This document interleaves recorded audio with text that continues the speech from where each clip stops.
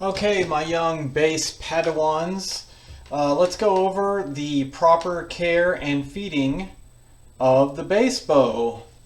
So, a couple of things right off the bat. Let's talk about the different parts. You should have studied this in your book, but let's just make sure. First one that's really obvious, this whole long piece right here, this is called the stick. Most of your bows are going to be made out of wood or fiberglass, or this one's carbon fiber. But we still call this a stick even if it's not made out of wood.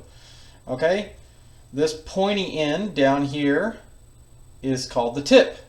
Okay, so touch the tip of your bow, that's the tip. On the opposite end, we have the frog and the tension screw. Another part of the frog we want to point out is the ferrule. That's going to be important when we do our bow hold. And then the tension screw right here. This is how we adjust the hair. Be careful with this. You can actually damage the bow by over tightening this or over loosening it. If you loosen it too far, you'll actually pull the bow apart. It'll end up in pieces and then you'll get in trouble. Okay, so we don't want that. So on the stick, now my bow has this extra piece of rubber grip here. Your bow probably doesn't have that, but it doesn't matter. You'll have something that looks like this wrap here, and that goes all the way back to here under my rubber grip. And then under that you have the leather grip, or you might have a piece of rubber that looks like that, but there's a leather grip. And then between those spots there's a little space between the frog and the grip, and that'll be important later when we do our bow hold. Okay, on the frog you have the ferrule, we talked about that. Okay, and then finally we have the hair. This is the bow hair. Okay, one important thing, all of us, no matter how well you wash your hands, we all have oil in our hands. So we want to avoid touching the hair because that oil gets in the hair and ruins it. It costs at least $55 to rehair this, depending on the quality of hair you get. But you don't want to go ruining that hair. So as much as you can, try not to touch the hair. It's not going to explode if you accidentally touch it one time, but if you continue to grab the bow and put your grubby hands on it, you will ruin that bow hair, so please don't do that. Okay?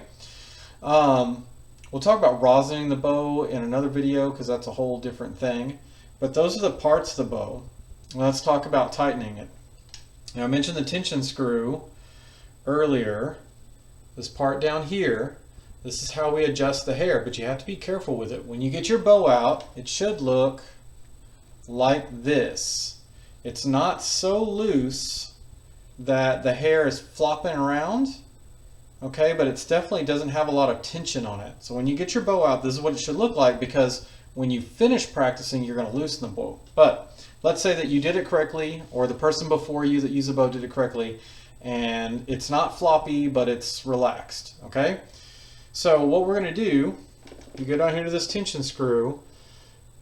Remember this saying, righty-tighty, lefty-loosey.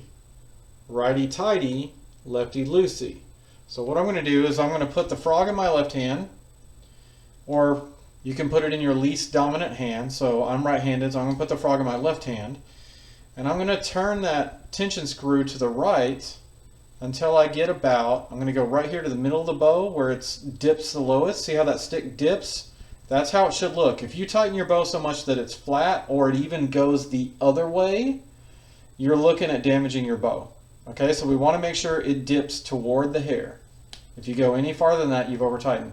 So right here at this lowest point, I want to have about a pinky worth of space between those two. So that over tightened it a little bit.